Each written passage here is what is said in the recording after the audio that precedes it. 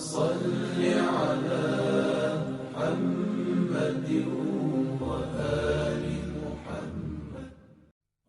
امام علیہ السلام کی کربلا آمد۔ جب امام حسین علیہ السلام کوفہ کی طرف روانہ ہوئے تو لوگوں کی ایک بڑی تعداد آپ علیہ السلام کے ساتھ تھی۔ ان میں سے اکثر لوگوں کا خیال تھا کہ اگر نواسۂ رسول یزید کے خلاف قیام کریں گے تو پوری امت مسلمہ آپ علیہ السلام کا ساتھ دے گی۔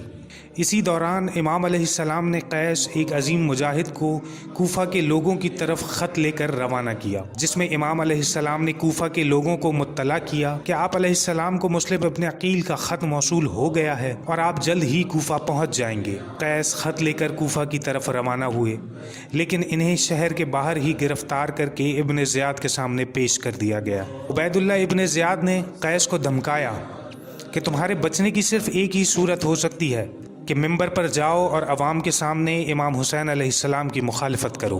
قیس ممبر پر گئے اور اپنے خطبے کا آغاز خدا کی حمد و ثنا سے کیا۔ اس کے بعد ارشاد کیا، اے لوگوں، حسین ابن علی علیہ السلام اس وقت روئے زمین پر موجود تمام انسانوں سے افضل ہیں، جو دختر رسول حضرت فاطمۃ الزہرا سلام اللہ علیہا کے بیٹے ہیں۔ میں امام کی جانب سے بھیجا گیا ہوں اور آپ سب کو چاہیے کہ آپ اٹھ کھڑے ہوں اور امام علیہ السلام کا ساتھ دیں۔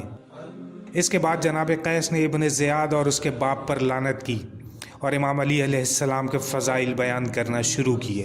عبید اللہ ابن زیاد یہ سب برداشت نہ کر سکا اور اس نے حکم دیا کہ جناب قیس کو دارالعمارہ کی چھت سے نیچے گرا دیا جائے۔ جناب قیس اس ظالمانہ اقدام کے نتیجے میں جاں بر نہ رہ سکے اور شہید ہو گئے۔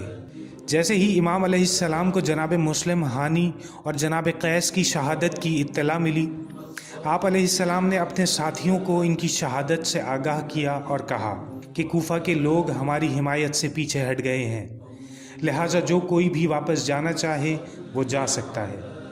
اس موقع پر بہت سارے لوگ آپ علیہ السلام کا ساتھ چھوڑ گئے اور صرف چند لوگ رہ گئے۔ امام علیہ السلام کی کوفہ کی جانب پیش قدمی کے جواب میں کئی لشکر صحرا روانہ کیے گئے تاکہ آپ علیہ السلام کو تلاش کر کے آپ علیہ السلام کا راستہ روک سکیں۔ انہی میں سے ایک لشکر جس کی سربراہی مشہور سپہ سالار حر بن یزید ریاحی کر رہے تھے، امام حسین علیہ السلام کے قافلے سے ملا۔ اس موقع پر جناب حر کا لشکر تھکن اور پیاس کی شدت سے نڈھال تھا۔ امام علیہ السلام نے ہدایت دی کہ اس لشکر اور اس کے جانوروں کو پانی فراہم کیا جائے۔ اس کے بعد اس لشکر نے آپ علیہ السلام کی امامت میں نماز ادا کی اور امام علیہ السلام نے جناب حر اور لشکر والوں سے خطاب کیا۔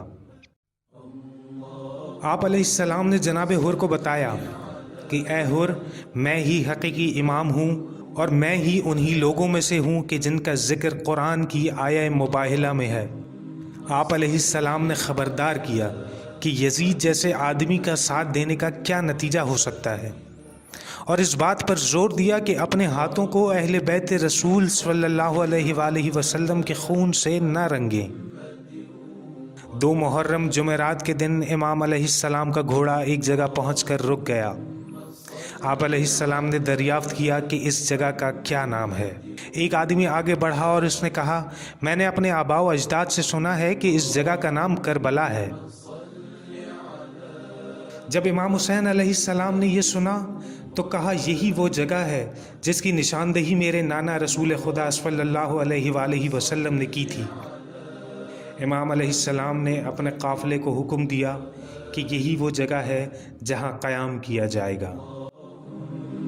صل على محمد